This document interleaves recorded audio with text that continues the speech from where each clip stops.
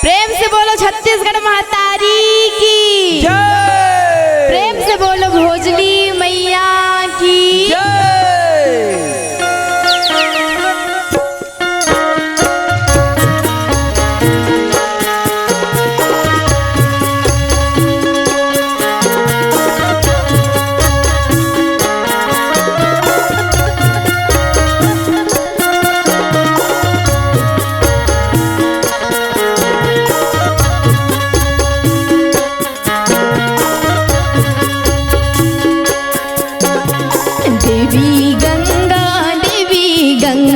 लहरा तो रंगा हो लहरा तो रंगा हमरो भुजली दाई के बिगे आठो अंगा देवी गंगा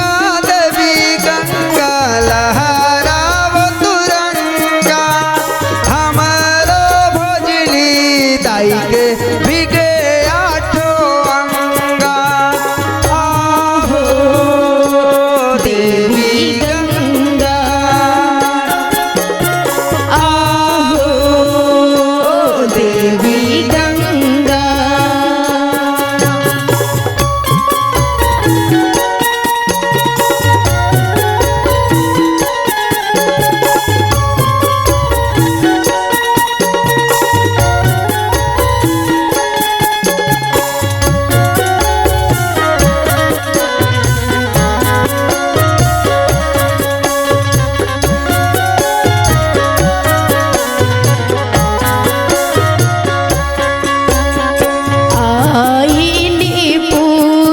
बोहाई डारन मलेगी बोहाई डारन मलेगी हमरो भोजली दाई के सोने सोने के कलेगी। आहो देवी गंगा, आहो देवी गंगा।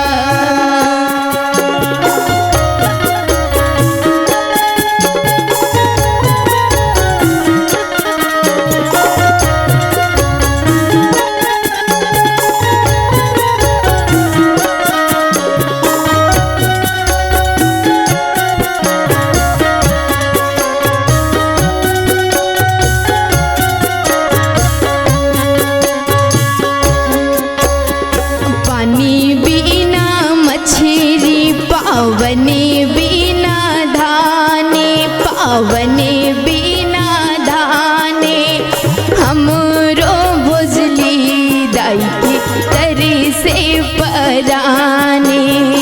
आहो देवी गंगा,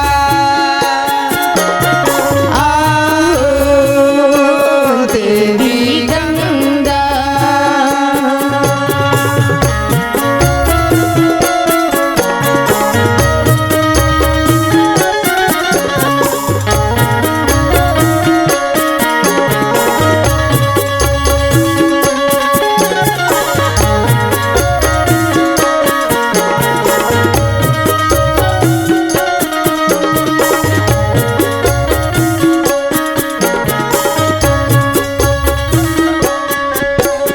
लिपे डारन पोती डारन छोड़ी डारन कोनेहा छोड़ी डारन कोनेहा सबो पहिरे लाली चुनरी भोजली पहिरे सोनेहा। आहो देवी गंगा,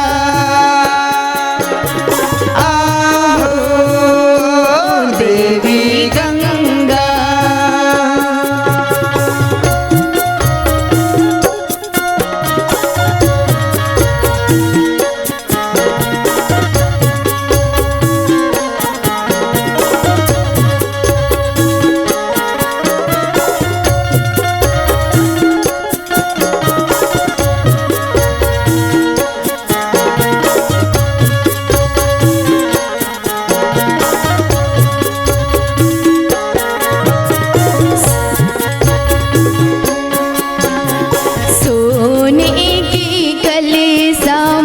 गंगा जल पानी, हाँ गंगा जल पानी, हमरो भोजली दाई के पैया पखारिन।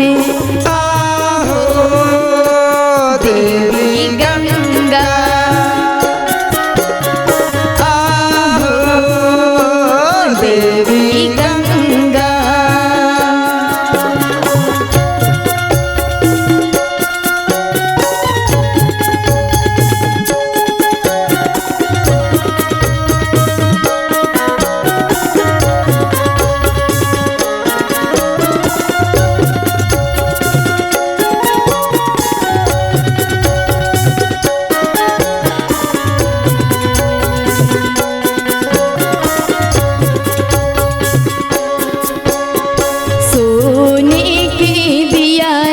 कपूरी धरे बाती, कपूरी धरे बाती, हमरो भोजली दाई के आरती उतारी।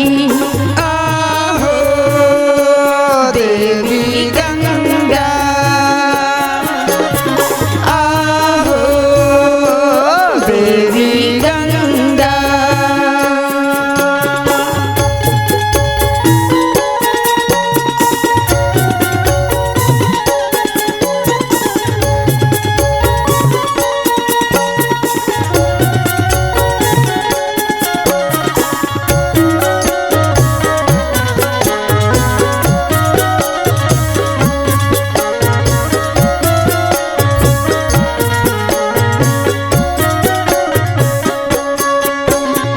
बोई डारन धाने पसारी डारन भूसा, पसारी डारन भूसा, लैका लैका हवन दाई झने करहु घूसा। आहो देवी गंगा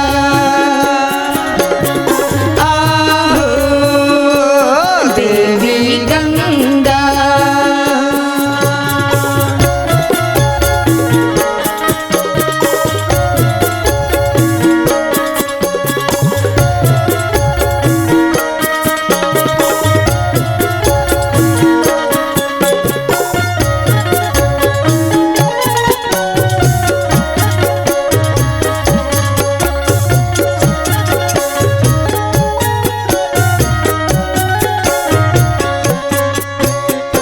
दूध मांगिन बुद्ध मांगिन, मांगिन आशीष, हाँ मांगिन आशीष, जुग जुग जियो भोजली लाखों बरी से।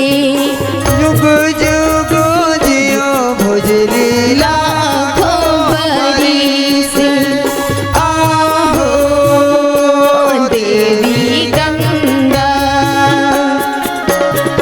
आहो देवी गंगा